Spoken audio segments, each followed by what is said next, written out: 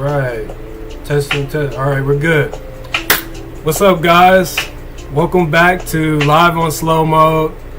This is our Live on Slow Mode, our 61st Live on Slow Mode. Thank you for joining me this evening. If you haven't done so already, make sure you stop and hit that like and subscribe button. We have a lot to cover today. The topic of today is they are hiding black people, African-Moorish connection, part 1. So this is a series of live streams that we plan to do until the record is set straight, until quote-unquote black people understand their African-Moorish connection, and until they properly understand English, and not only the quote-unquote black people, but the rest of the world that are communicating.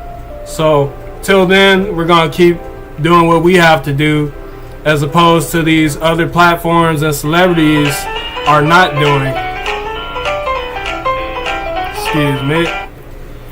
We're going to continue to do the work that these celebrities and these other platform podcasters will not do, while they continue to live their best life, as opposed to actually helping the fallen people. So thank y'all for joining. We have a lot to cover today. Big news around the world. Some of y'all may have seen the news on the UN,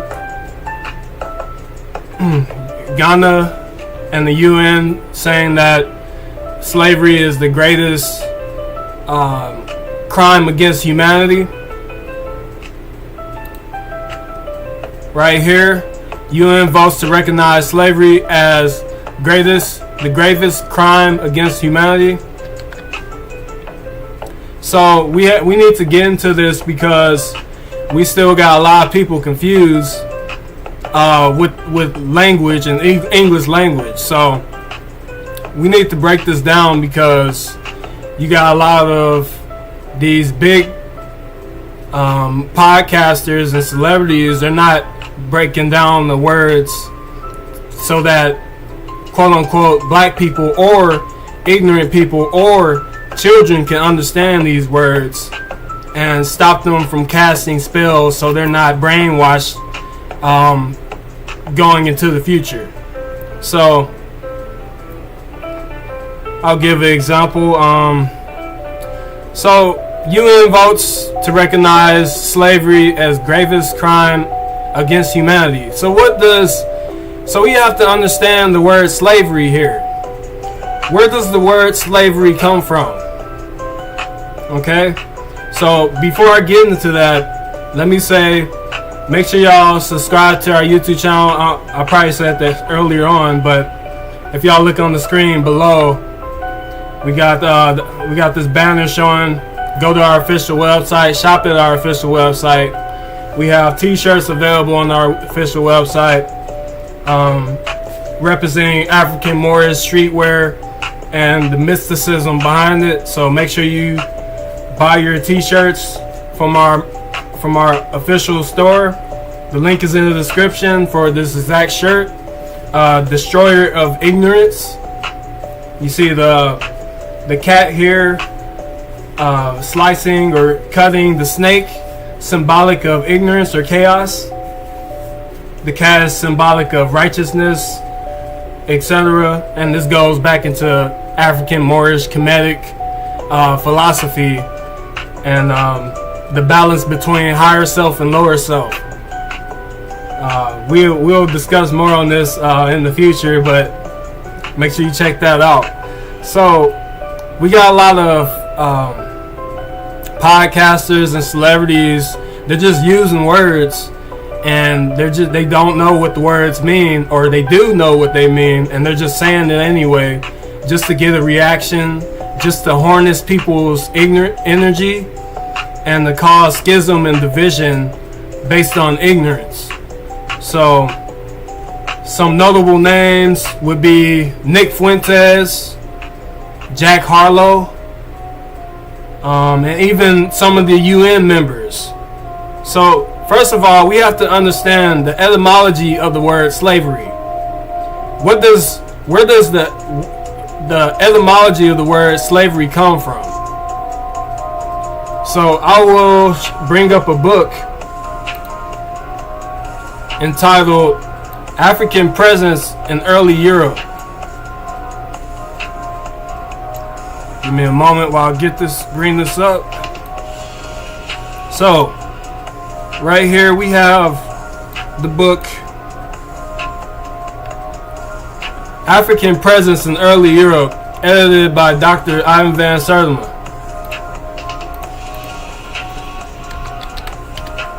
So if we go to page 161,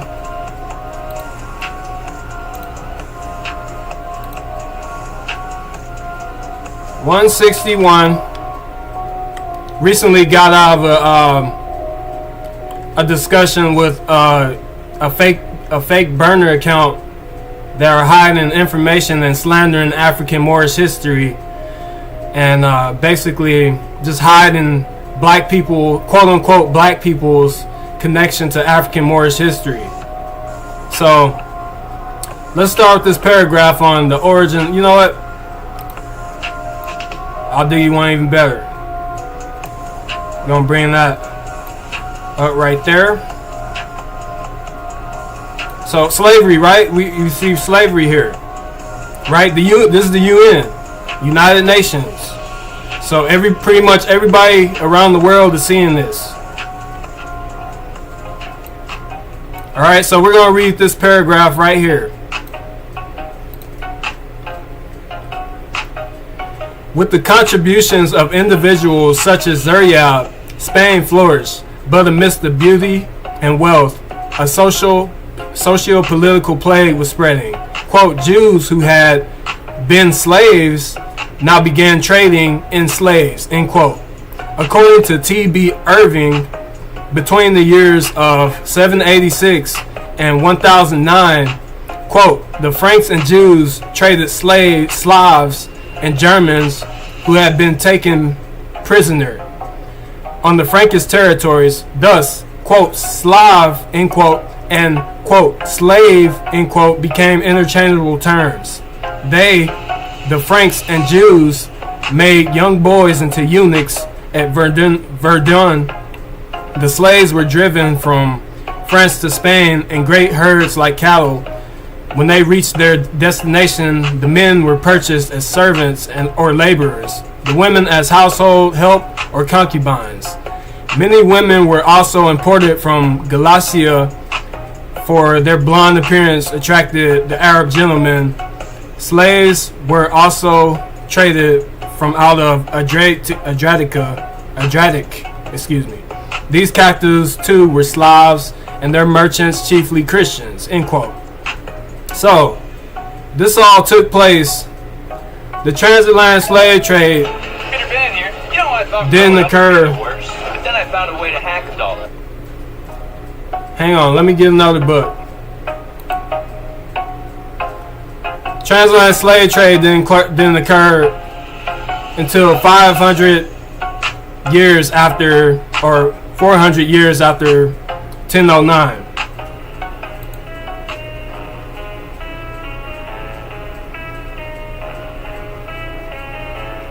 800 years after 786 AD, or Common Era. Okay, so slavery that the UN is using, that they're saying that this is being broadcast all over the world, right? They're not going to the etymology of the word. So you got this funny quote here. It says, quote, the Jews who had been slaves now been trading in slaves, end quote. Now this is pretty goofy, because when you get religious people that follow the Bible and talk about the Hebrew Israelites and all this, and say that the Pharaoh had slaves, right? The Egyptian Pharaoh had slaves building the pyramid, right? You hear this thrown around, but the term didn't come into existence until later on. Okay? So how were there slaves building the pyramid when the word wasn't in existence yet? and it came from the Slavs.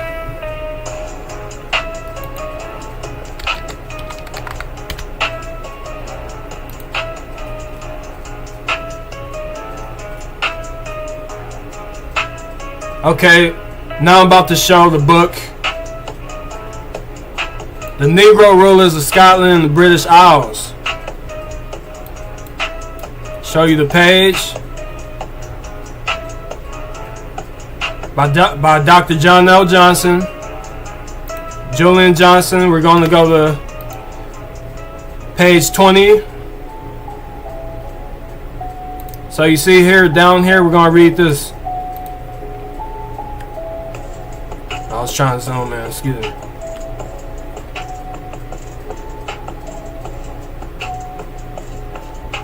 So I'm going to start up here and I'm going to work my way down here. Okay? Many of today's images of the black rulers of Europe are falsely propagandized as white people. Their portraits have been whitened, distorted, or merely invented to give a fake impression of Europe's earlier rulers. However, there remain some authentic black portraits that are hidden from public view. While a few are exhibited in the National Portrait Gallery in London, every European museum has over 99% of black portraits with fake skin color. The remaining lost or hidden dark-skinned portraits, when found and exposed to the public, are falsely identified to have looked black because of poor upkeep, outright negligence, or the portrait itself was exposed to a horrific fire. How absurd, since the prime objective is to cover up evidence that Europe once was ruled by dark-skinned African Moorish royal people. When slavery began in 1441 AD or CE, every country of Europe was ruled by a royal house of Negro ancestry, whom centuries later, following the French Revolution, 1789 AD or CE, practiced self-discrimination by racially reclassifying themselves into various white ethnic groups to hide their true African Moorish origin. Slavery ended in England under two Moorish Negro kings, George III and his son George IV. When the American colonists fought against Great Britain for its independence, little did the people realize that England's George III was of the African Moorish descent through the bloodline of Kenneth the Niger, dubbed Black Duffy or Duff, who was a descendant of Scotland's first dynastic king, Kenneth MacAlpine Niger Val Duff, Duffy, or Black. Okay? So why aren't the UN connecting quote-unquote black people to their African Moorish history? I mean, this will basically give them the evidence and provide them the evidence to show them that they don't need to start these different groups, FBA, ADOS, and all this Damos or whatever that Dr. Umar Johnson is trying to create. This will stop all the nonsense that these celebrities are doing, as opposed to just going to the etymology of the words. As we said in our last live stream, that the Africans or Egyptians, I'll say the Africans, are responsible for writing, for the alphabet, for chemistry, for mathematics, for the 365 in the quarter day calendar, for astronomy, for music, for religion, for spirituality, agriculture, engineering, etc. And they're not saying this, and this is a sugarcoating.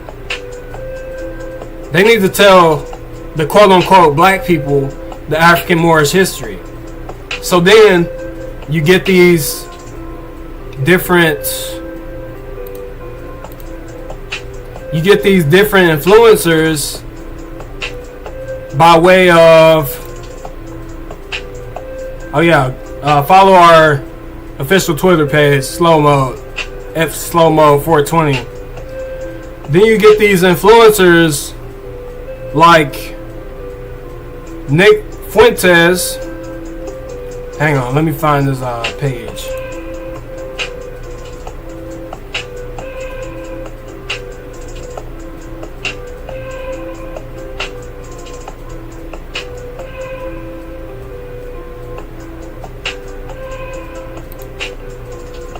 You get influencers like Nick Fuentes who just want to use the ignorance of quote unquote black people's understanding of English language and want to use words to cause mental harm and psychological harm against quote unquote black people.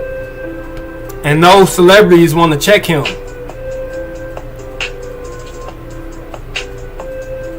So Nick Fuentes knows African Moorish history.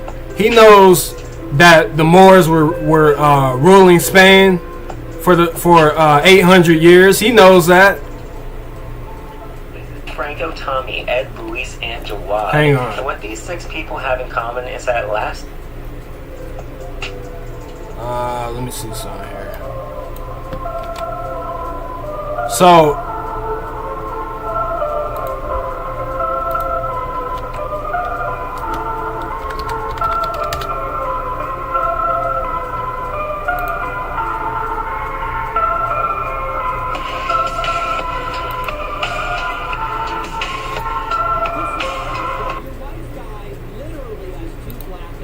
Kids. Like you couldn't make a parody of this. You could not make a parody of this. That's why I said it's beyond parody.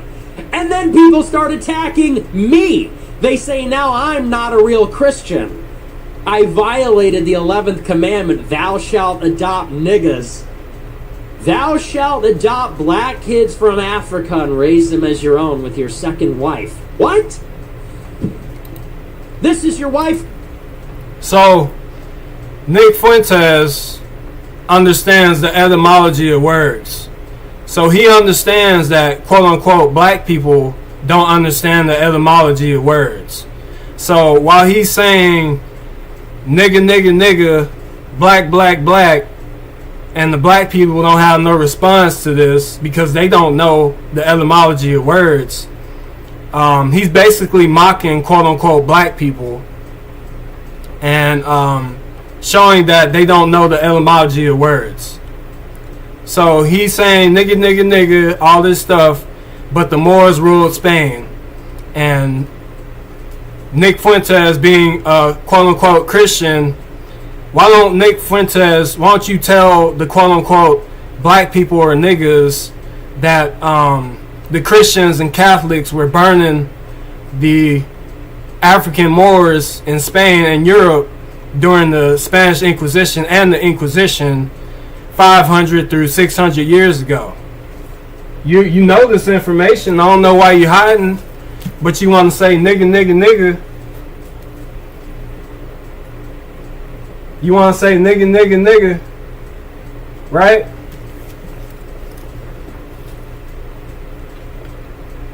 So quote unquote black people don't got a response against him because they're ignorant of the history of the Inquisition and what the Christians were doing to the African Moors, burning them to the faggots.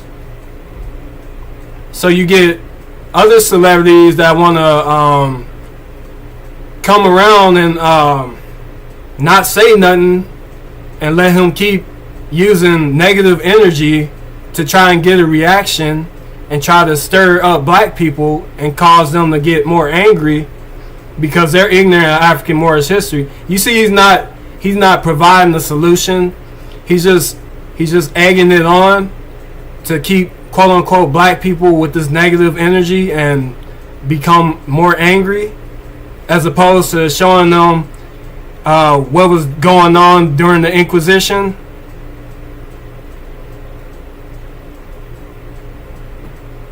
Hang on. About to bring up The Spanish Inquisition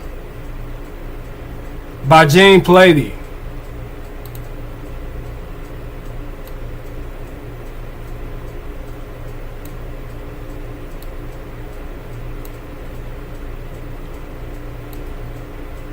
This is your wife guy. Your what?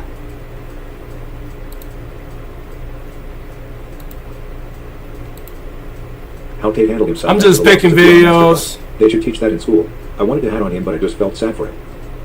I didn't feel sad for him. He went into the fight. He lost. It's giant. But you see, Crying and carrying. he always got nigga in his mouth. He always got black people in his mouth. But he ain't saying African Moorish history.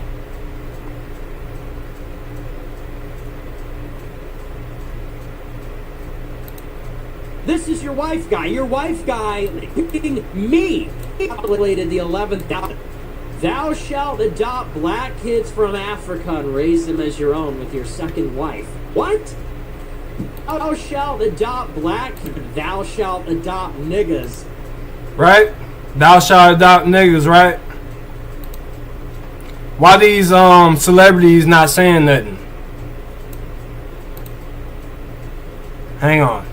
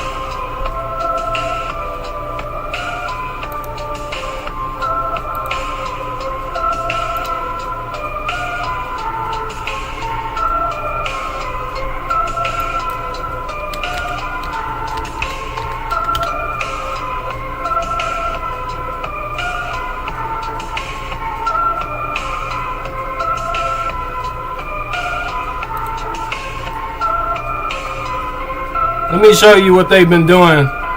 What the Christians were doing to the Moors,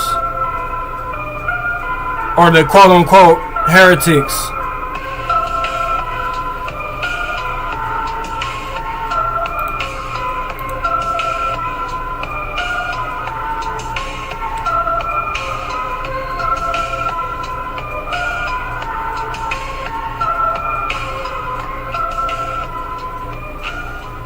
So I'm going to start down here on page, this is The Rise of the Spanish Inquisition by Jean Plady. Page 156. I'm going to read both of these pages. So, first came the bearers of the green cross, which was draped with black material, and immediately behind it were the company of familiars. The priest who was to celebrate Mass came next, and over him, borne by 4 men, was a canopy of scarlet and gold. He carried the host, and as he passed through the crowds, all men and women were expected to fall to their knees. With so many members of the Inquisition close at hand, none would dare remain standing at such a time, for it was certain that such behavior would be put to the culprit into a class of suspected heretic. More familiars followed, and then came the prisoners in varying degrees of misery, some having marks of torture upon them, others suffering only shame. With each of the prisoners who was doomed to die by burning were 2 Dominicans, penguin-like in their white vestments and flowing black hoods. The people in the crowds must be shown how merciful were the inquisitors, and how even at this late hour it was their urgent desire to save these wretched creatures from being burned alive. Following the prisoners and fastened to long green poles were effigies of people who had been found guilty of heresy and had the good fortune to escape from Spain. Their faces were painted with hideous grimaces, and the yellow sanbenitos, flames fanned by devils pointing upwards, had bound the figures together with the crozas.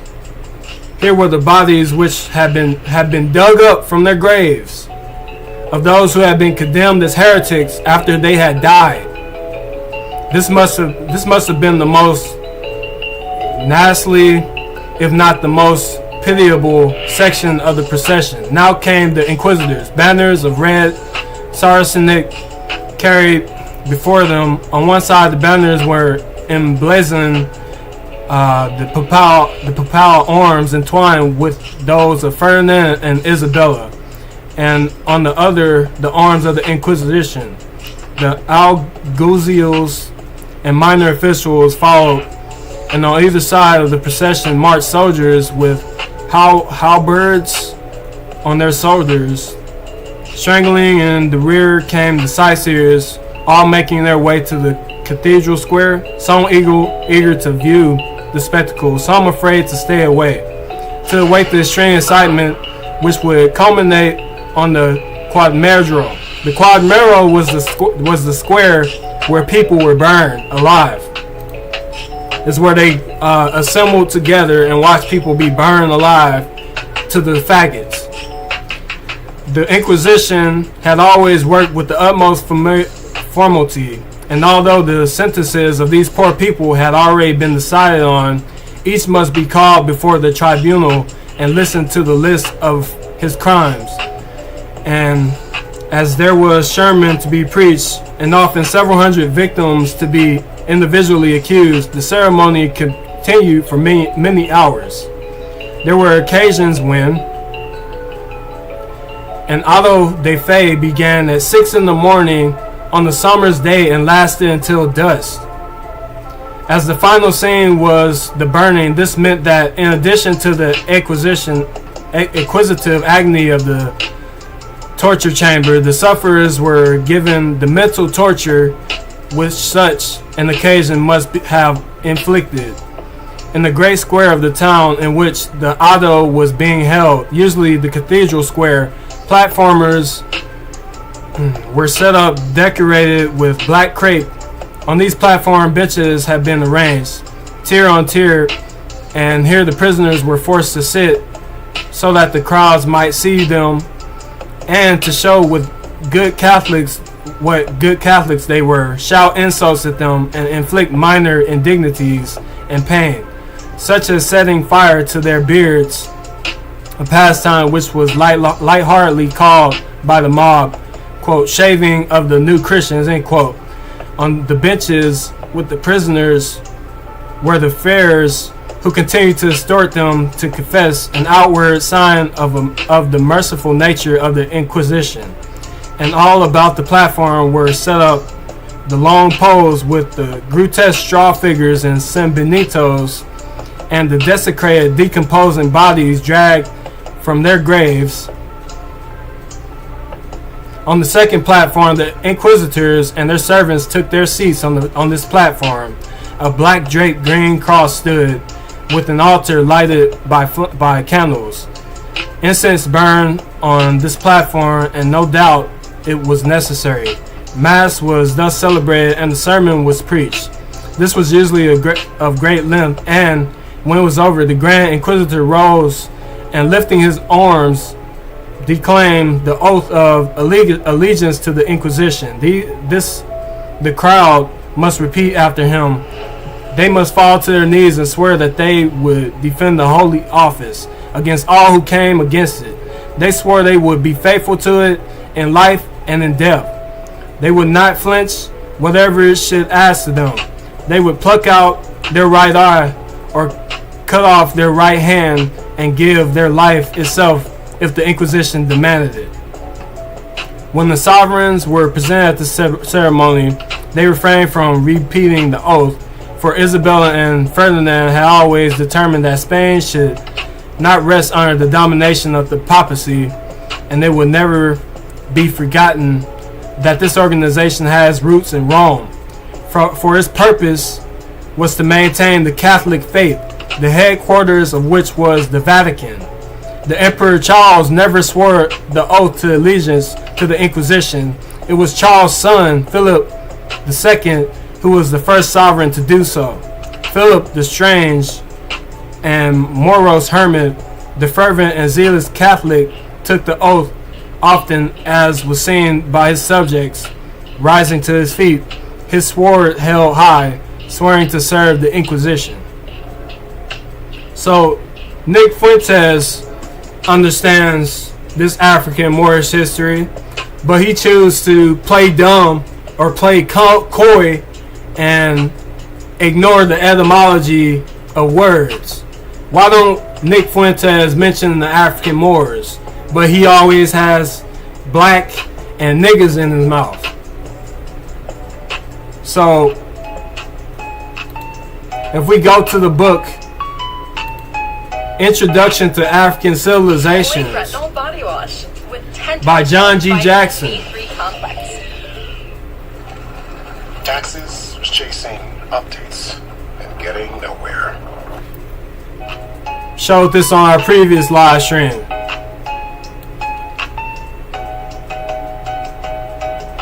So we have here on page 189.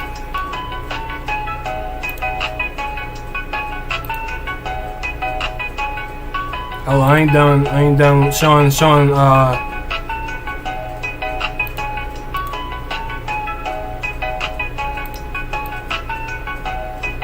This is your wife guy. Your wife guy literally has 2 black adopted kids. Like you couldn't make a parody. This is your wife guy. Your wife guy, they say now I'm not a Christian. I violated the 11th commandment, thou shalt adopt niggas. but he wanted to say niggas, right?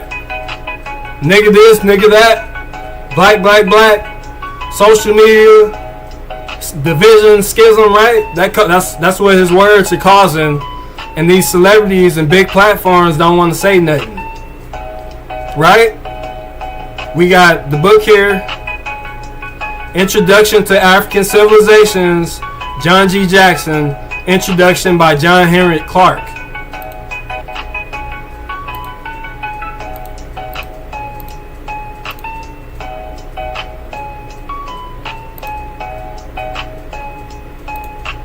So, Nick Fuentes want to say nigga, black. Don't want to tell African Moorish history.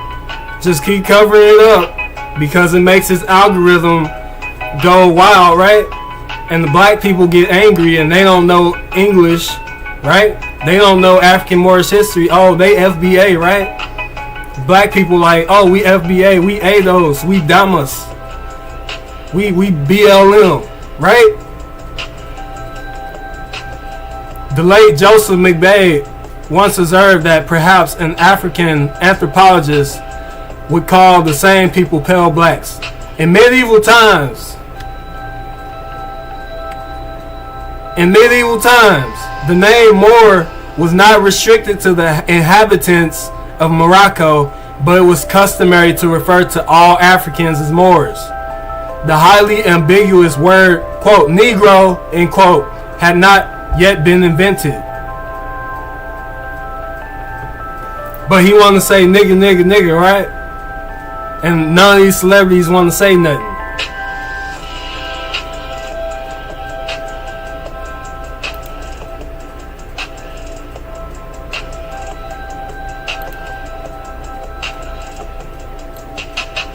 This is your wife guy.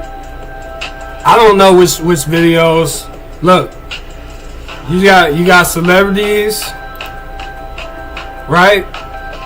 You got Kanye. He wanna dress in the Christian Christian attire that actually goes back to Osiris. Hang on. Let's show another book.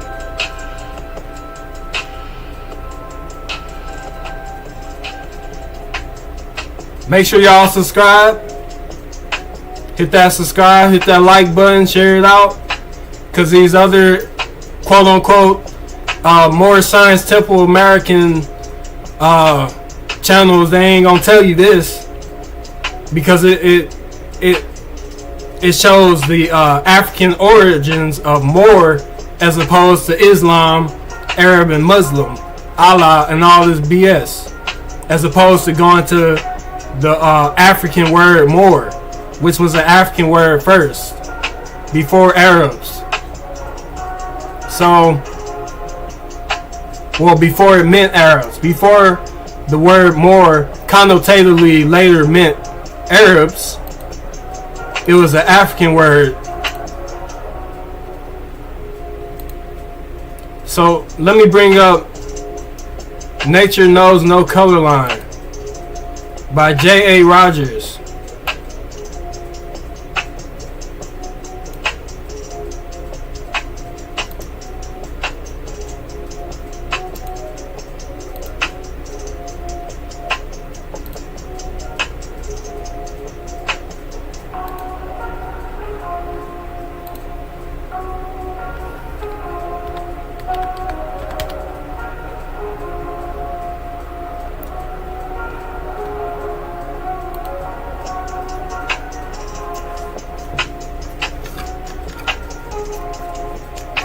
I can't see any comments if y'all saying nothing. At least not right now. Let me check the comments. None, that's cool. We got 5 viewers. Thank you for tuning in.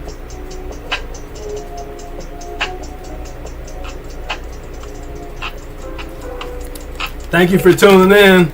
Because these other celebrities and the UN not going to say this until, I don't know. See, it's trending right now.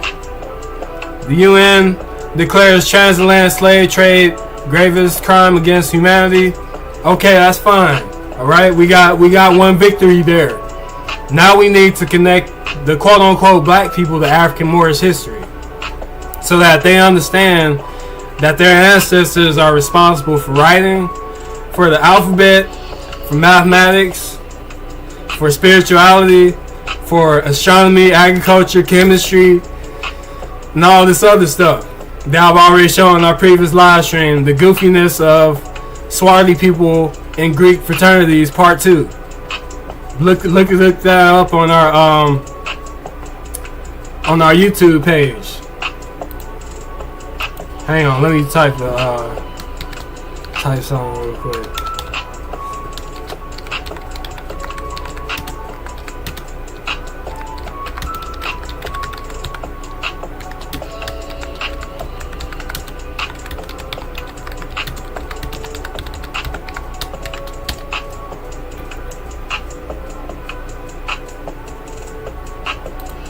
Feel free to comment. I might see it now. So the words, like, this is a win for quote unquote black people and dark skinned people in the diaspora. This is a win. But African Moorish history needs to be told. You still got black people asking for reparations like they didn't create the 365 and quarter day calendar.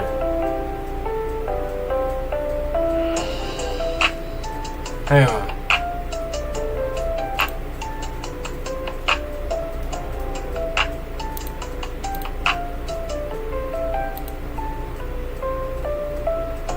So look, so you got all these dark-skinned people saying we're going to get our reparations and white people are going to pay for it. Okay, so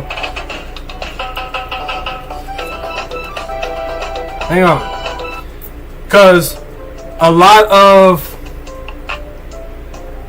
quote-unquote black people are thinking like this, and they're just parroting each other as opposed to studying their African Moorish history. Reparations and, okay, quote-unquote white people are homo sapiens.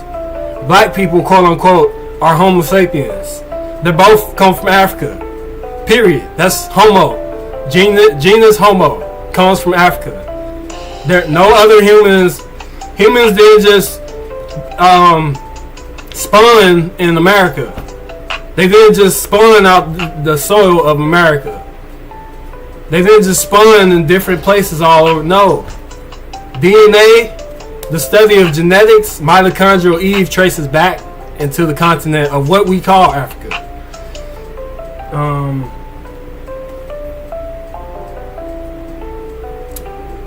Looking for a book here. I'll probably get into that later on in this live. But yeah, thank y'all for sticking with me. Yeah, we need people to understand English language. We need people to understand words, because while they're saying these social constructs and saying racism and racist and all this, they're using these social constructs and it's incorrect. It's not showing the connection to African Moorish history.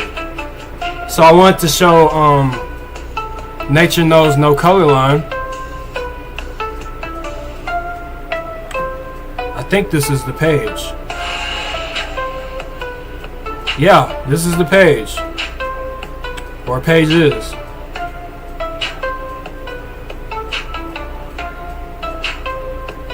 So I'm gonna start on page. I'm gonna start here and read all the way over here. So it's page 52 of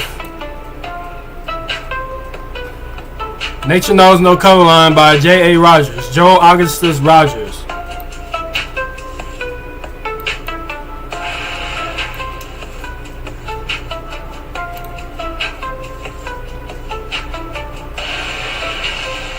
So, there is good reason to believe that certain Negroes and near Negroes rose to be Roman emperors. Indications of this are in the surnames, which were often given then according to some physical characteristic. It is likely, therefore, that Roman families or descendants of them bearing names generally given Negroes originated as such. In Rome, Negroes were first called Ethiops. The Romans took that name from the Greeks, who took it from the Africans. Later, quote, Moor, end quote, seemed to have come into fashion. This too was an African word imported into the Greek to describe black people, that is mauros, black.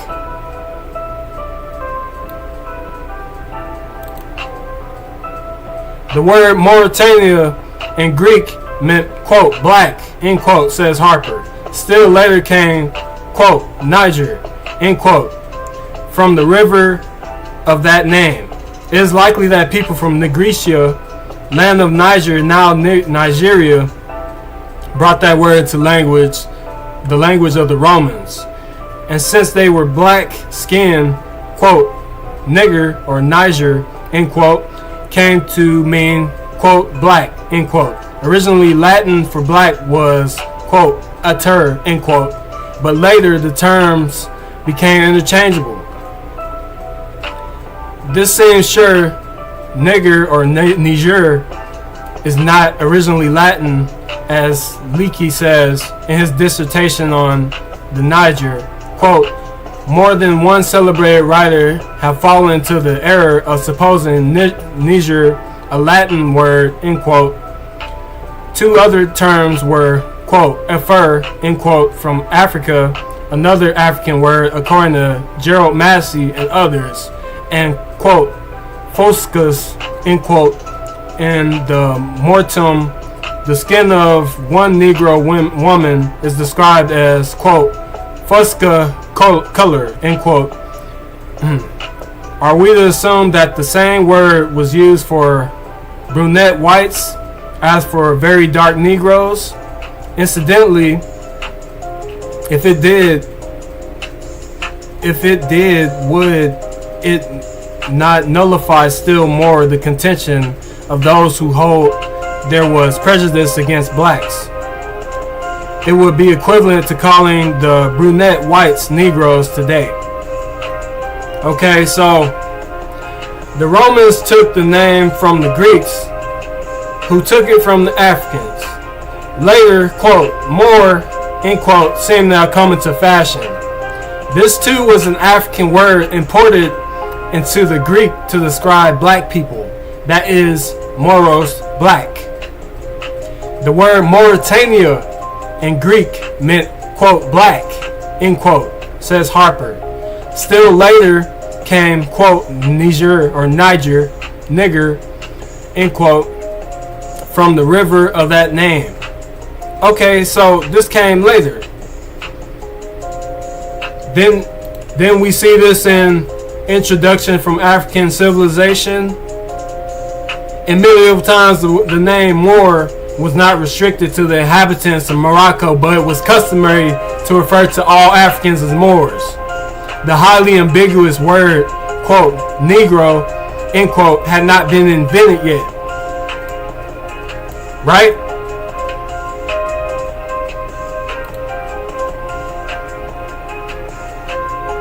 The word Mauritania in Greek meant black. Harper says. Still later came Niger from the river of that name. So this is after Moor.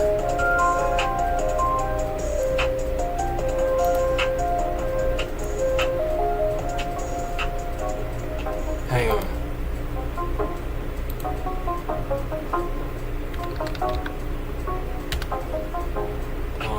I got a skin makeover from my Olay body wash. Olay Retinol Body Wash. Don't Oh, worry, that's Shaq. Nick Cannon. The General gives you a break, whether it's on your car insurance Or a break from We're your fine car today. accident? my leg. Come on now. We've got you covered, Bumblebee. For a great low rate, go with the General.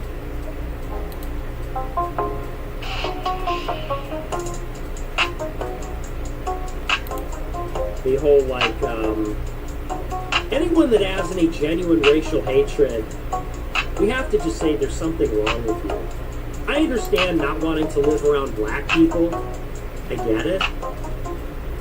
And I understand when you see what black people do, some of them, I understand hating that. But this whole, like, autistic, racial, like, actual racialism, actual racial militant hatred, it is like a freak show, you know? Because that comes from an emotional place. It is one thing to say, that, like, there are whites and blacks, and black people clearly are not on our level of development, and that's why they're struggling. That's why they're not integrating well, and that's why there are these problems. Like, it's one thing to say that clinically, and it's one thing to see what they do and get frustrated by it and get angry about it. It's a whole other thing to have this, like, persistent, like, antipathy for vast groups of people. That is just like a low IQ, dysfunctional thing. And everything, oh, well, but that doesn't make you mad. It's like, yeah, it makes me mad. I'm not filled with, like, racial hatred for an entire group. Even the Jews. Let me stop right there. So, hang on. I want to stick on this. Freaks. It's a liver. So you see how Nick Fuentes is using these different words, right? He's using black, white, race, all this BS, right? And it's causing schism and division to people that don't understand English etymology, English language, that don't understand that the word Moor existed before the word Niger, Negro, nigger, as he calls it. And around black people. He's saying race, right? Race is a social construct. Let me bring up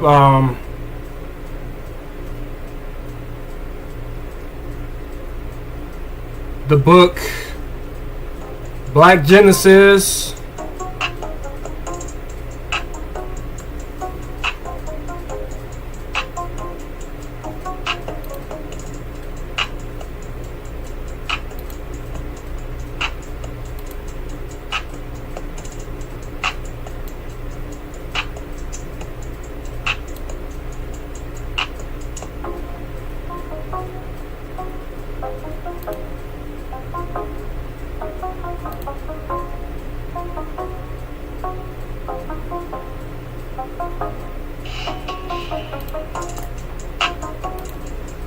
We've said this previously in our live streams. If y'all go through our live streams,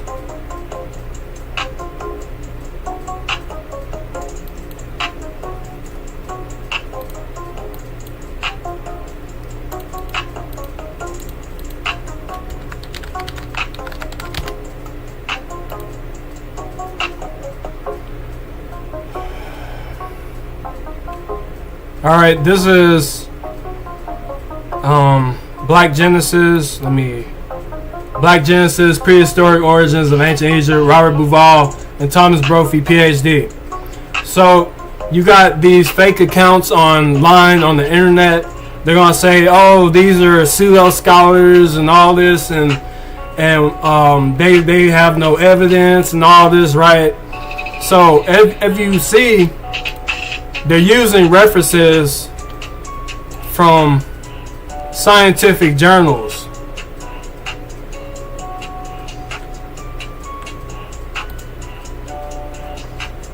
Hang on, let's bring up Nick Fuentes while he's using these words, right? He's using black, race, all this BS, and seem to not understand English. Right? And these celebrities that's around him don't want to say nothing.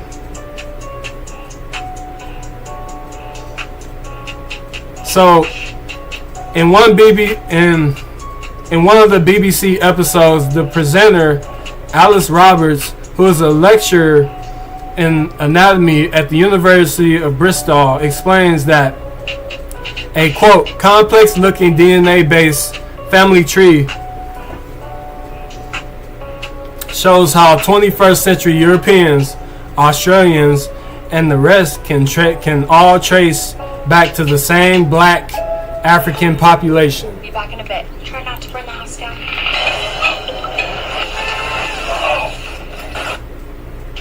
Michael Deacon interview with Alice Roberts, Incredible Human Journey, Daily Telegraph. You can see this on our official Twitter page. Roberts further explains with refreshing candor that, quote, population is the word we should be using instead of race. I get it. And I understand when you see what black people do, some of them, I understand hating that. But this whole, like, autistic, racial, like, actual racialism, actual racial militant hatred, it is like a freak show, you know? Because that comes from an emotional place. It is one thing to say that, like, there are whites and blacks, and black people clearly are not on our level of development, and that's why they're struggling. No, that's incorrect. You know, he's saying white and black, acting like Homo sapiens or modern humans don't come from the continent of Africa. So, quote unquote, black people are brainwashed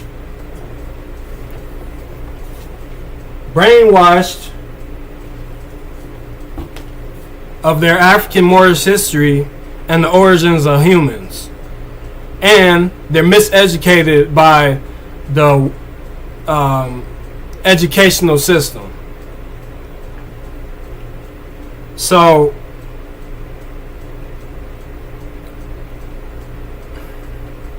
that's why they're not integrating well, and that's why there are these problems. Like, it's one thing to say that clinically.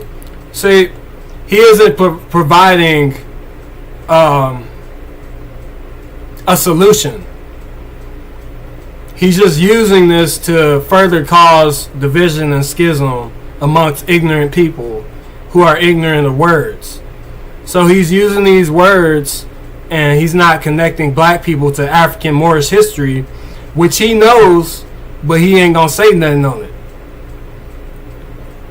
So if we continue reading here, I'm not even sure where I left off at.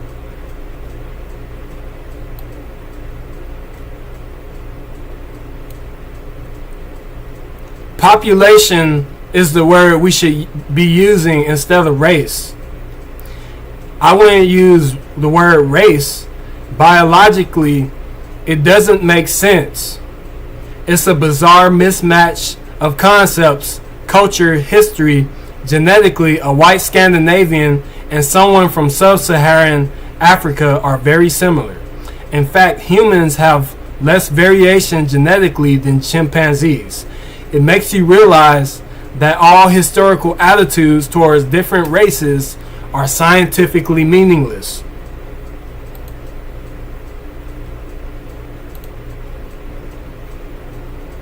This is from the same interview.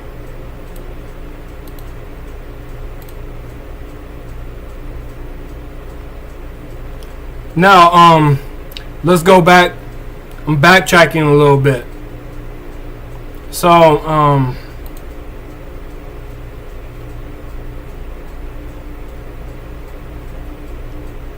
gonna start from the beginning. Ironically, in spite of views such as those as Clarence Walker, scientists in the field of genetics have been pointing out that it may actually be correct to say that the world was created by black people. So what is Nick Fuentes talking about? Hold up. And black people clearly are not on our level of development, and that's why they're struggling. What is Nick Fuentes talking about? Why are these celebrities not checking him on his ignorance while he's spreading this? This has almost 1 million views. Not to mention, this is just one post. And then you have the UN saying racial discrimination, and they know race is a social construct. And they're spreading their information all over the internet and pretending African Moorish history don't relate to black people, I guess. Right? Quote unquote black people. You got him saying nigga, nigga, nigga, black, black, black, and not saying African Moorish history, hiding it, acting like it didn't exist, but keep using these social construct words and this caste system. So we have scientists who have spent their whole lives studying this, saying the opposite. Ironically, in spite of such views of those of Clarence Walker, scientists in the field of genetics have been pointing out that it may actually be correct to say that the world was created by black people. Now understand, the word black here is an adjective. It's used to describe dark complexion connotatively, though we all understand that the people human beings come from the continent of Africa, which we will show as I continue to read, but let me continue. In 2009, more than a century after the exploration of darkest Africa by Livingstone, Burton, Stanley, and others, the BBC aired a documentary series titled The Incredible Human Journey. In the series, introduced to a wide British public was the notion that all human beings alive today have their origins in Africa. Indeed, that these origins can be traced to a single black African woman, the so-called out of Africa Eve. This view is now widely held by scientists and is also called mitochondrial Eve hypothesis, because it traces the ancestral lineage of humans back through the mitochondrial DNA, which is passed only from the mother. This hypothesis was first published by a team of the University of California biochemists in Nature magazine in 1987. Here is the article. Rebecca L. Kane, Mark Stone King, and Alan C. Wilson, quote, Mitochondrial DNA and Human Evolution, Nature 325, 1987, pages 31 through 36.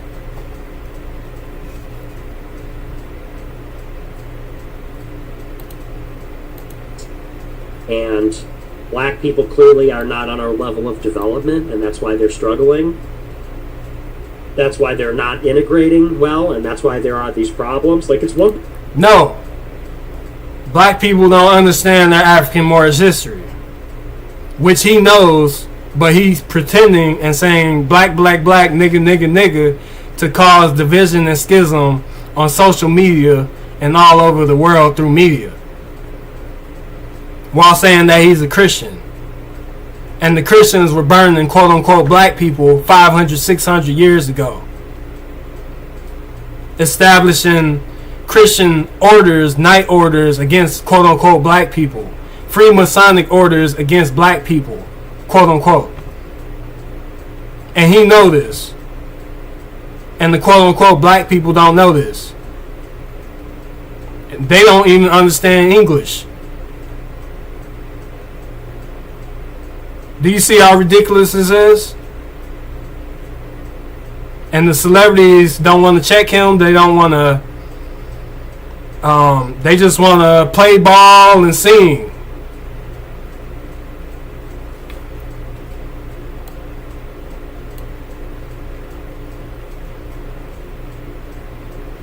What I want to get on next?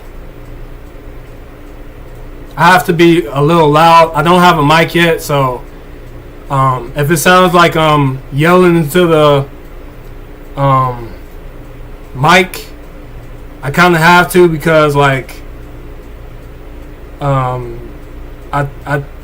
plan to upload shorts after this, because people have the attention span of a goldfish, and they only focus on short material as opposed to long form material like this. So I have to make sure my words are clear so that the captions or transcript can show my words on the screen, because they need visual this, visual that, and short clips in order to understand information, because they don't understand English. Thing to say that clinically, and it's one thing to see what they do and get frustrated by it and get angry about it. It's a whole other thing to have this like persistent like antipathy for vast groups of people. That is just like a low IQ, a dysfunctional thing. And everything, oh, but that doesn't make you mad. It's like, yeah, it makes me mad. I'm not filled with like racial hatred for an entire group. There's no such thing as racial hatred. It's made up. It's hate, period. Remove the racial and just put hate, because that's what the Christians were doing to the African Moors. That's what they've been doing to the Jews. That's what they were doing. That's why they were burning them to the stake, calling them heretics, stealing their sciences and claiming it as theirs, dividing nations. That's why they've been doing it.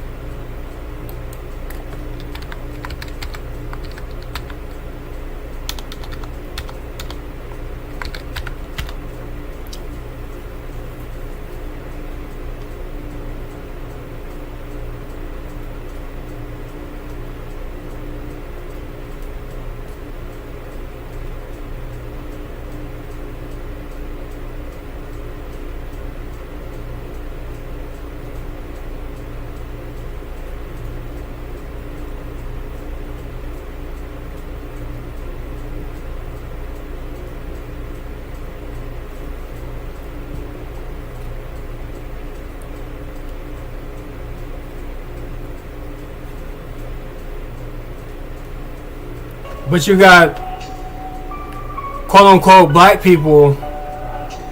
They don't understand that the Christians were burning the African Moors 500, 600 years ago, and the Christians were their slave masters,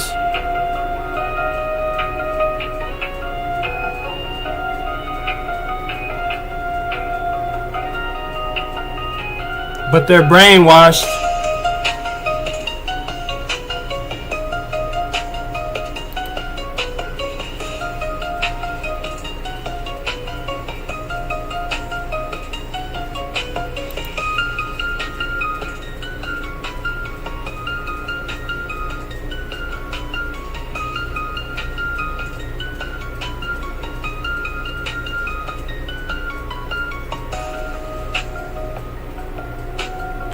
So how is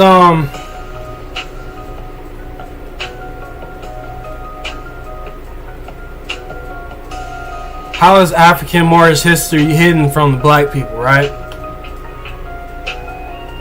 I'm gonna start on page 73 of The Rise of the Spanish Inquisition by James Pallady, Volume 1.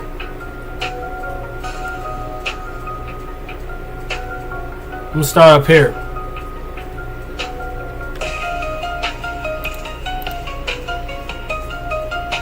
Christianity in the Visigoth kingdom spread to the royal family and provoked a civil war.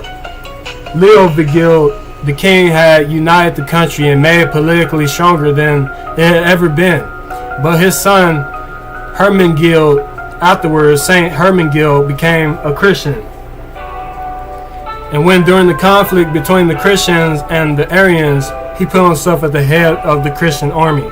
He was defeated in battle. He suffered the martyr's death when he refused to accept the Arian belief.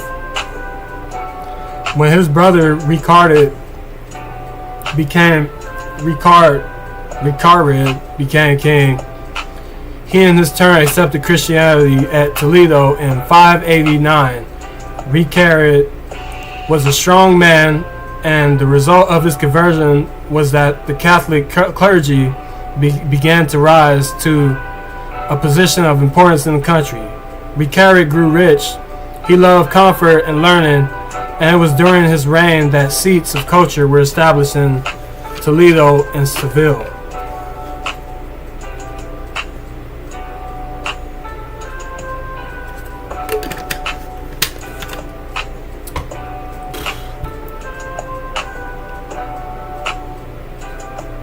In the early part of the 7th century, Isidore, Bishop of Seville, distinguished himself with his preaching and writings. And this man, in addition to his philosophical and theological work, wrote a history of the Visigothic kingdom. The Christians were fast becoming a strong force within Spain, and eventually marriages between Latins and Goths were permitted.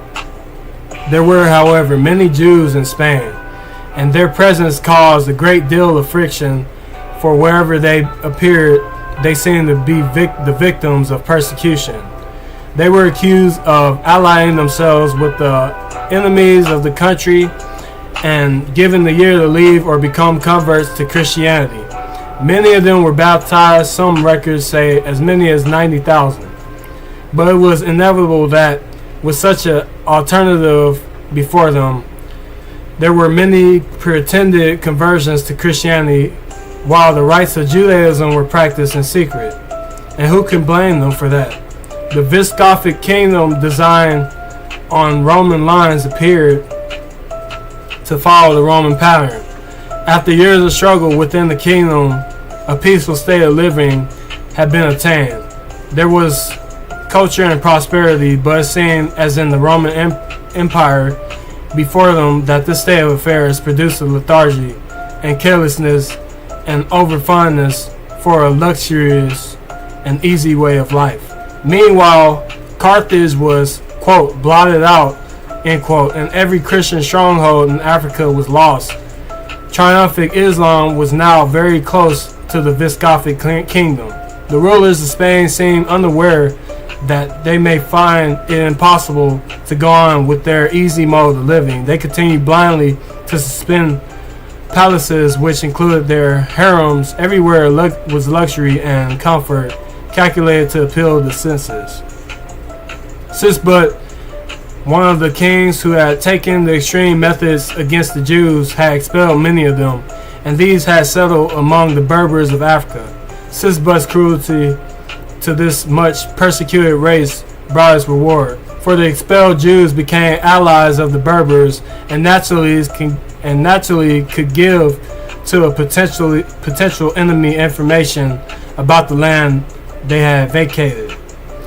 Soon after the fall of Carthage, the Jews who remained in Spain, finding their position there intolerable and being fully aware of the lethargy into which the state had fallen in stage arising, which, if successful, was to be the means of bringing back to Spain their exiled brethren. It is thought that the expatriated Jews in Africa may have persuaded the Berber tribesmen to give them their aid. This plot was discovered before the Jews had the time to carry it out. The result was naturally increased harshness towards the Jewish population within the kingdom. Discontent continued, but the rulers did not modify their manner of living, and all about them their enemies were alert.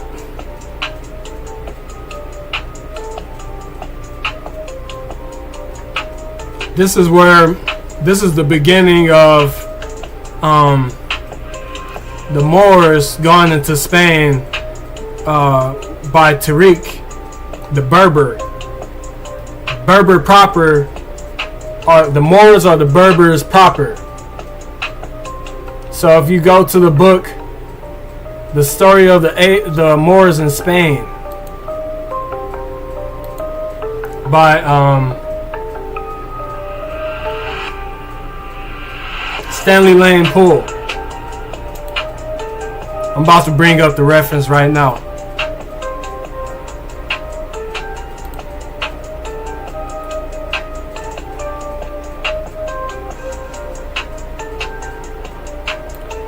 So this is from the book The Story of the Moors in Spain. I think this is chapter 3. Chapter 3 of Story of the Moors in Spain. This is the book we're reading. If y'all can see that, Story of the Moors in Spain, Stanley Lane Poole. We go chapter 3. Okay, so I'm going to read right here. Zoom in a little bit. In Andalusia, moreover, there was another and very important party to be reckoned with. Besides the various Arab factions, the conquest of the peninsula had been effected most entirely by Tariq and his Berbers. And these Berbers, who are the Moors proper, though the word is conveniently employed to denote the mixture of Arabs and Berbers, formed the leading factor in the new state of things. So the Berbers are the proper Moors, according to this scholar. So this is all this is talking about. This is leading up to Count Julian telling Tariq that his daughter, I believe his daughter had been raped or violated, so that Count Julian gave Tariq the information to go and seize Spain from the Visigothic kings. And this is how the Moors started from 711 to the 800-year rule of Spain.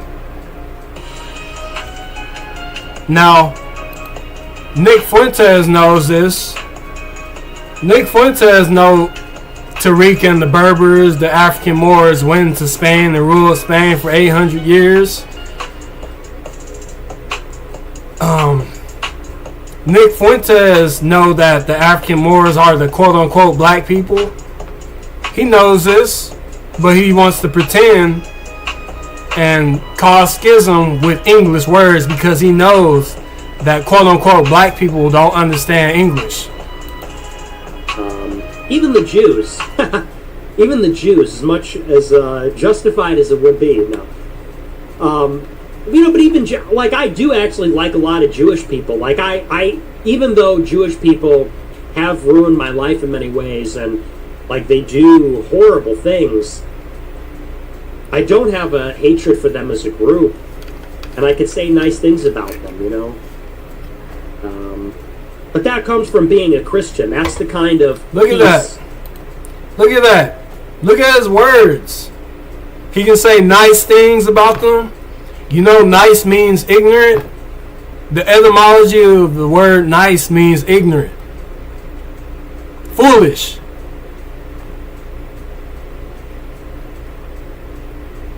Hang on. And you think I'm lying? Yeah, but quote unquote black people don't know English. Where am I going? I was trying to use this real quick.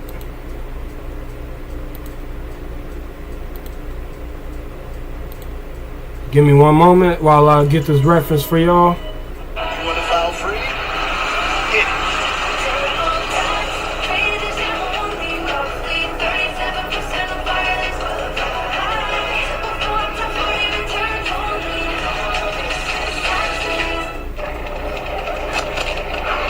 Once you get a taste for something different is all you'll live for. Try different, with lots of cool flavors.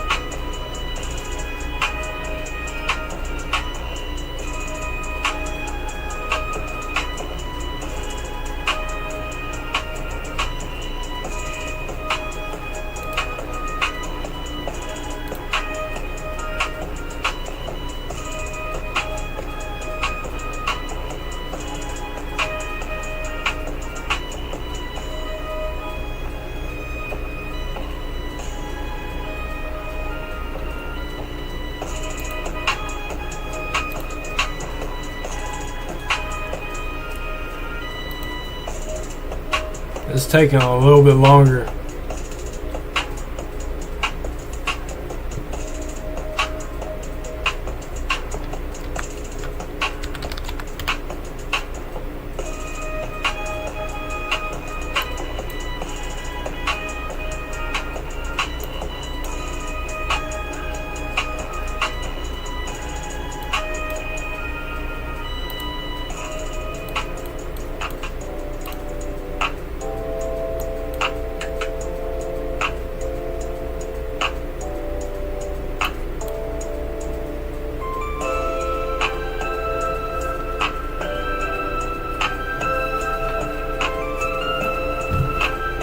So we're going to look at this book, Concise Dictionary of English Etymology.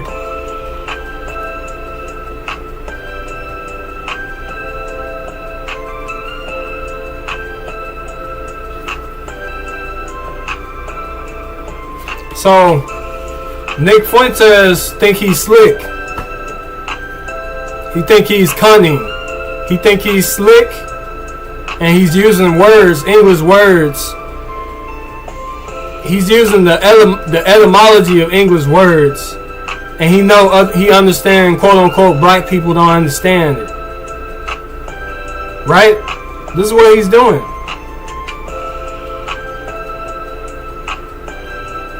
So, hold up, like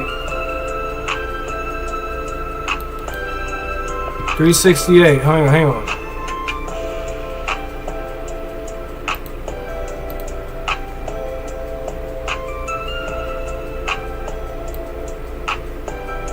Let me show you how he's playing. He's playing with quote unquote black people. He's playing with people that he's playing with English. Period. Hello.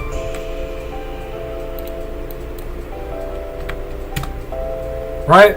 So this is the book we're looking at. Look. A concise etymological dictionary of the English language. Walter W. Skeet.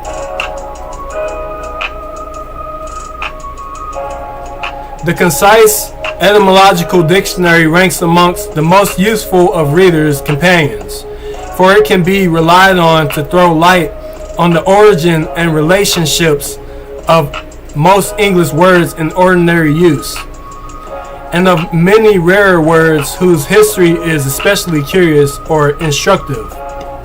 Professor Skeet gave a lifetime of study to the subject, and his results are presented so clearly and conveniently that the book can be used without difficulty by those who have no special training in philology. By the same author of an etymological dictionary of the English language, Oxford University Press. Okay?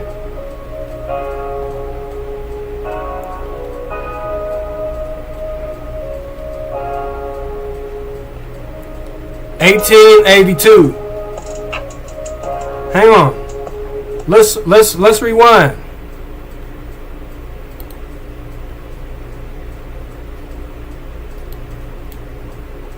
Let me get this in here. Let's rewind. I want pay attention here. Pay attention here. Horrible things.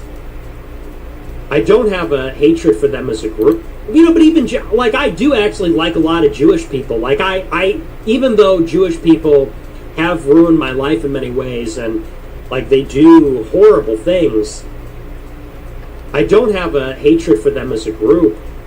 And I can say nice things about them, you know? He can say nice things about them, right? Nice, the etymology of the word nice means ignorant and foolish. Now let's go to the etymology of the word nice. Since Nick Fuentes wants to say nigger, nigger, nigger, black, black, black, white, white, white, right? Nice, nice, nice. So, hold up. Are you looking at the screen? Everybody see the screen? You see here? You see the word nice? Fastidious, delicious. French, Latin, Middle English, nice.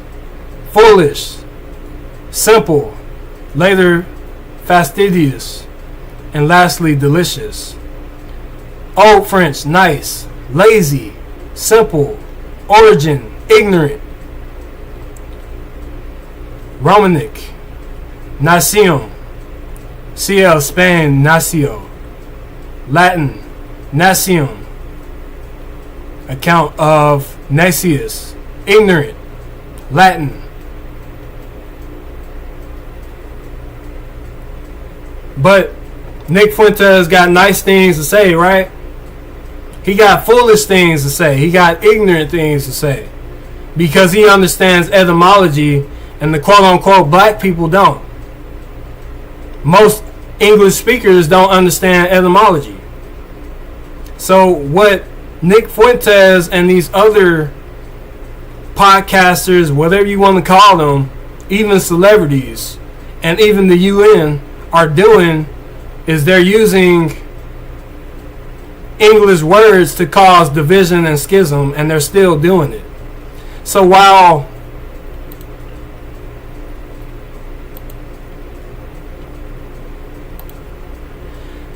this is a victory, the UN votes slavery as the gravest crime against humanity. While this is a victory to quote-unquote black people in the diaspora, they still don't understand English. They still don't understand African Moorish history. They don't even understand the word Moor.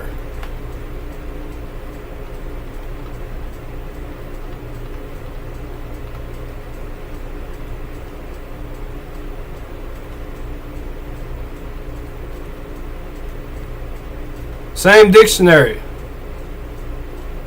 I don't even know if it's in here, to be honest. I can't remember if it's in here. The same dictionary. Moor. Look. Moor. A native of North Africa. French, Latin, Greek. French, Moor, a Moor. Latin, Moorish. Greek, mauros, a Moor. Greek, mauros. This is the first. Look. Blackamoor, corruption of blackamoor. But they using slavery, they using race.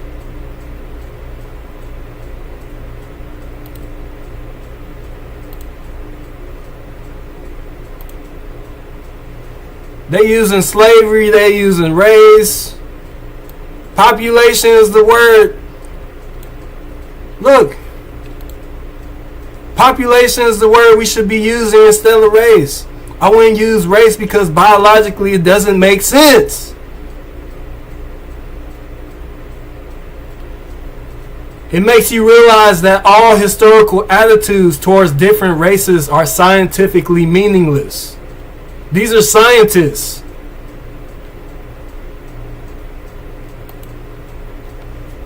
Moor, a native of North Africa.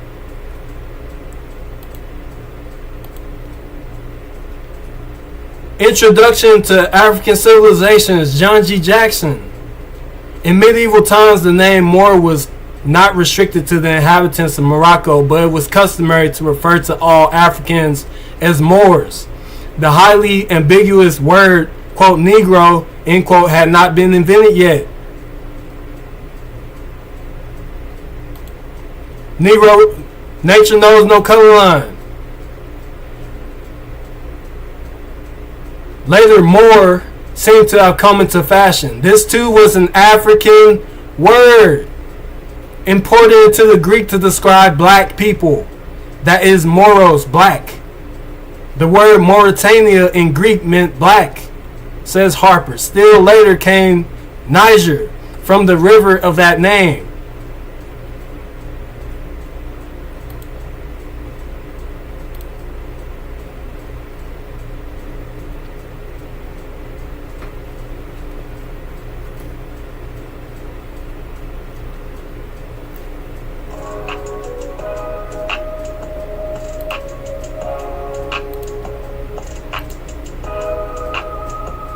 People are just freaks.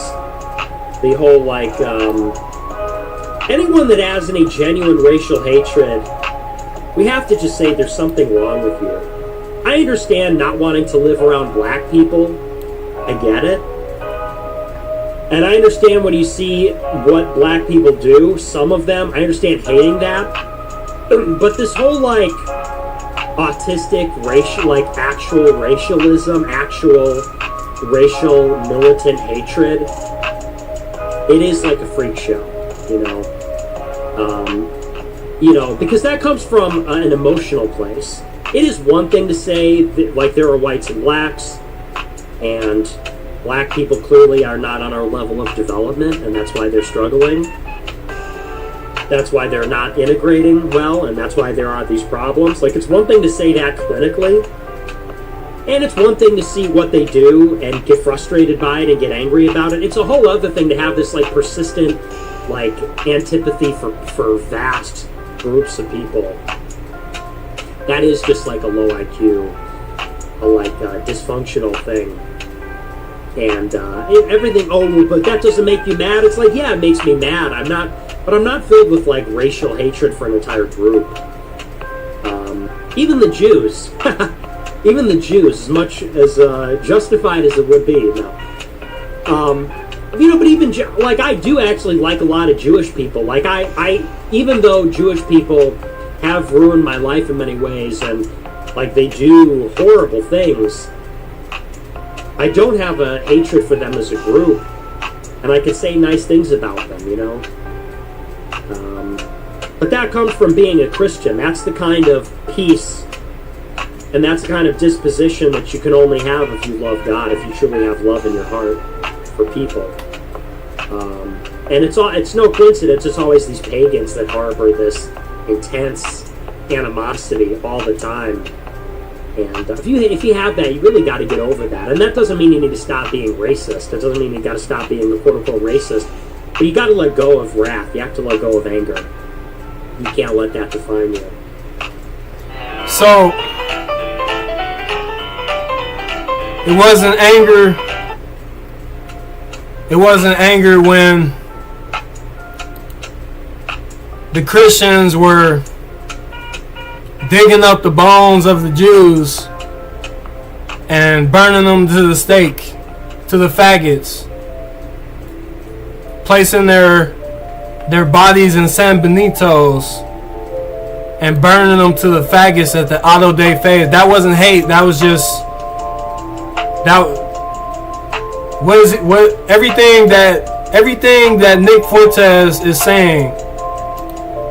Yeah, those people are just freaking. Specifically in this video, if you are watching this, everything that you are saying in this video is based off of ignorance, off of stupidity.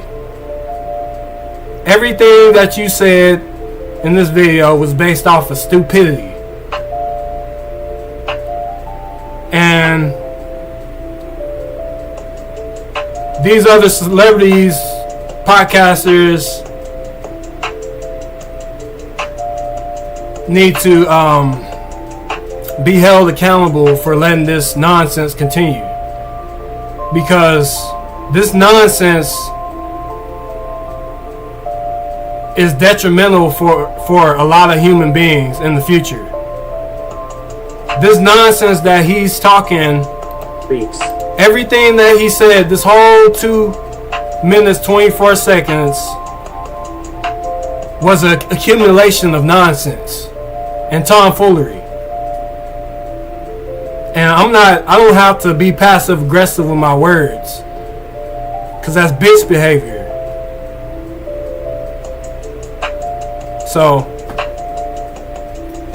we just broke it down because we got passive aggressive podcasters using English words and hiding it like some hoes. So I'm showing the evidence that Nick Fuentes will cover up because he's a quote-unquote Christian, just like they trying to cover up the Spanish Inquisition that they were doing when they were converting the Moors and the Jews to Moriscos and Morenos.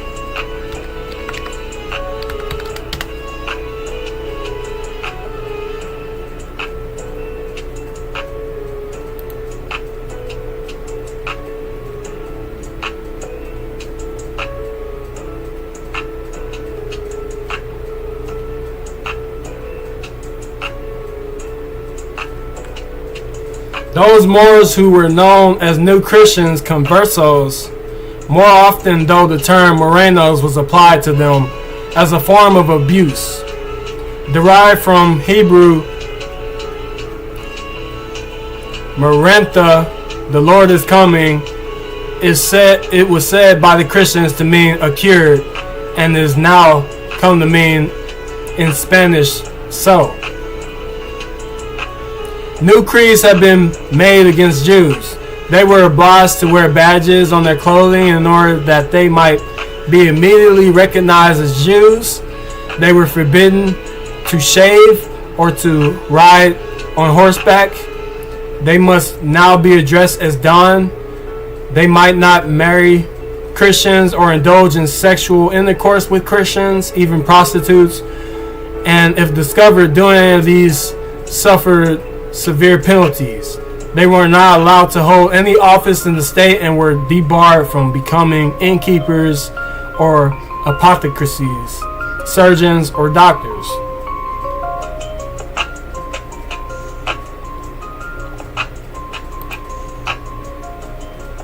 And we haven't even got on Cardinal Ximenes,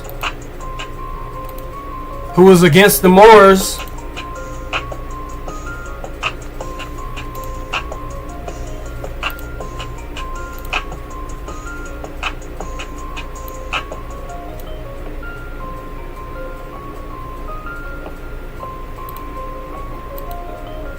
I don't have my notes in here, so I might have to go in here. Hang on.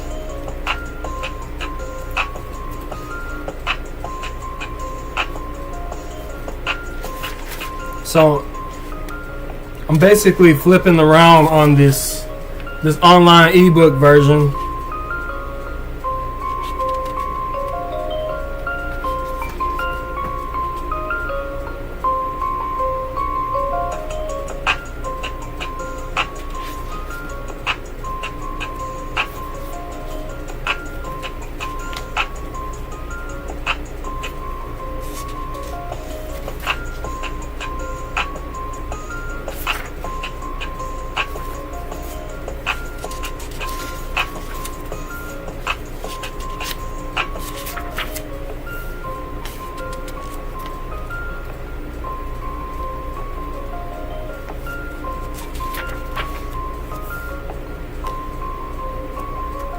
Hold up. So let's go to page 74.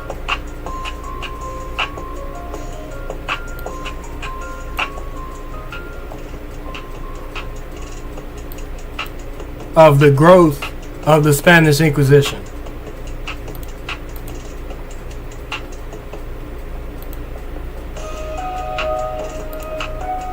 So I'm gonna start up here.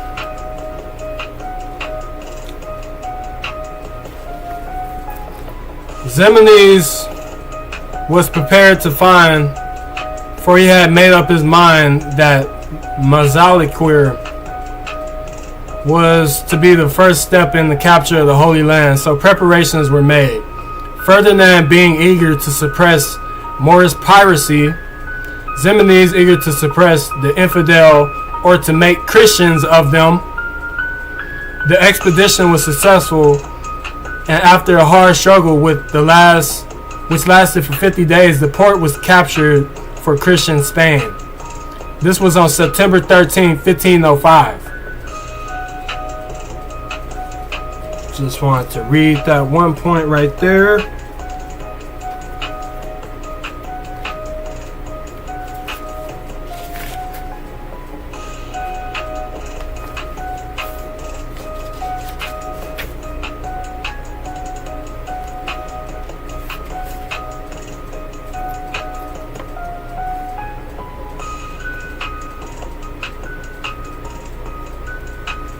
Hold up. Let's go to the next page. 76. Hold up.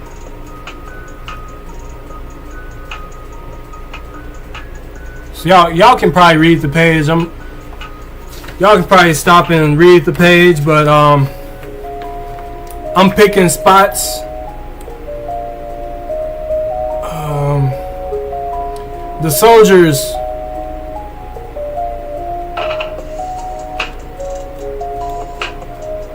The soldiers worried from the march were naturally ready to support Navarro than Ximenes, but the latter then addressed them with all his fiery eloquence, reminding them of the raids which had taken place along the Spanish coast, and that the many Spaniards who had been abducted and taken off to slavery, and who would say what torture and misery.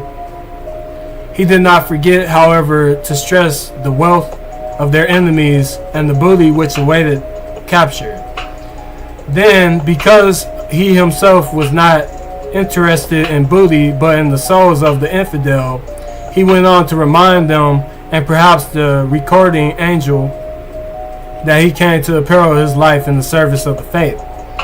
The fleet bombarded the town, and the sea mist was at utmost help to the Spaniards. Ximenes remained at Mazalquivir, praying while the soldiers went to action. In a few hours, Oran had surrendered. The conduct of the victorious soldiers was brutal. It is ironical to consider that they had marched forward under the sign of the cross. Murder, rape, or grape, and pillage were hideously practiced in the streets of Oran. And it was not until the men were weary of bloodshed, bloated with food, and drunk with wine, stolen from the inns and houses, that they ceased inflicting these horrors on the unfortunate population of Oran. Then they lay snoring in the squares among the mutilated and dead. 4,000 Moors were said to have been slaughtered on that day, and between 5,000 and 8,000 made prisoners. Christians' losses were said to have been slight. Ximenes came in great joy to take official possession of the city, declaring that the victory was due to Christ. It was said that the day was fading as the battle began, but that a miracle took place and the sun stood still for several hours to allow the Christians to complete the slaughter. For eyewitness bear testimony to the miracle. Prescott, commenting on it, says that it was an even greater miracle that the standing still of the sun should have escaped the notice of Europe.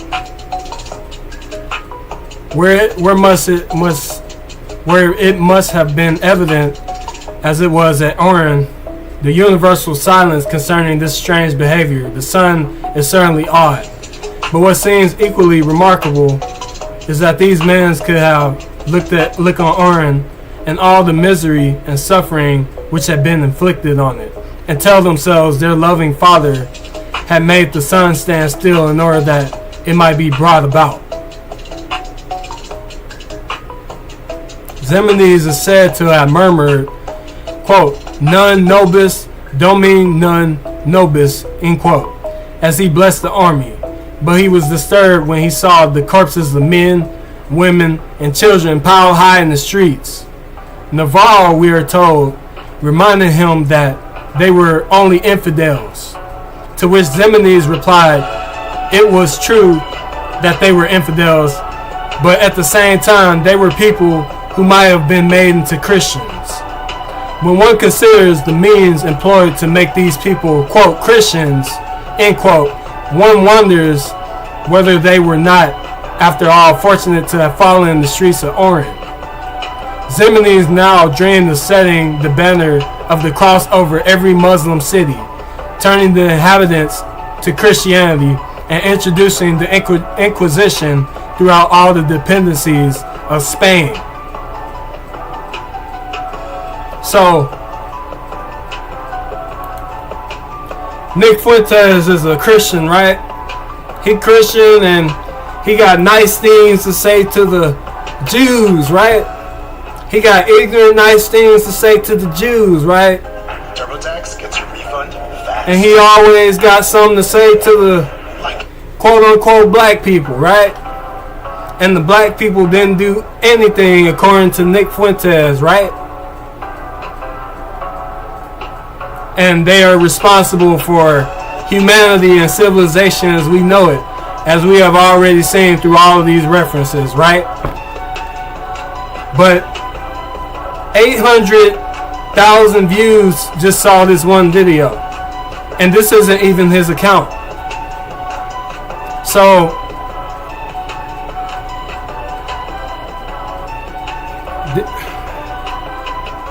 we have to set the record straight. We have to hold people like Nick Fuentes accountable of their words and their platforms, because their words and their platforms can be detrimental to human civilization going forward. So, without further ado, we're coming up on 2 hours, and we have shown a lot of information that these other platformers, inclusive of Moorish Science Temple of America, inclusive of Nation of Islam, inclusive of Tariq Nasheed, inclusive of Dr. Umar Johnson, are not going to share, inclusive of the UN, are not going to share until, I don't know, until people understand English, I guess, or until black people educate themselves and see how these platforms and celebrities are hiding their African Moorish history. So I thank y'all for tuning in this evening, wherever you are viewing from, wherever you are watching from, whether this be in the future or whatever. I thank y'all for tuning in and taking this information and not giving into ignorant individuals like Nick Fuentes, who use words who use English words to hide their passive aggressive bitch behavior. So I thank you for tuning in, and we live stream every Wednesday, 8 p.m. Central Standard Time. Make sure y'all check out our official website, buy our merchandise, esoteric African Moorish streetwear. We have more slow-moed Moorish portals coming using ancient African Moorish mysticism and magic with the use of various anime and games and media and various artists' lyrics and various artists' music to transport you individuals perceptually to different alternative realities with the use of African Moorish science. So I thank y'all for tuning in. Make sure y'all hit that like and subscribe button, share this video out, and we have more to share in the future, as this is only part 1 of the this is only part 1 I forgot the title. They are hiding, quote unquote, black people African Moorish connection. Thank y'all for tuning in. Follow our Twitter page, and we got more to share for you guys in the future. Thank y'all for tuning in, and I bid you farewell and good night. Deuce.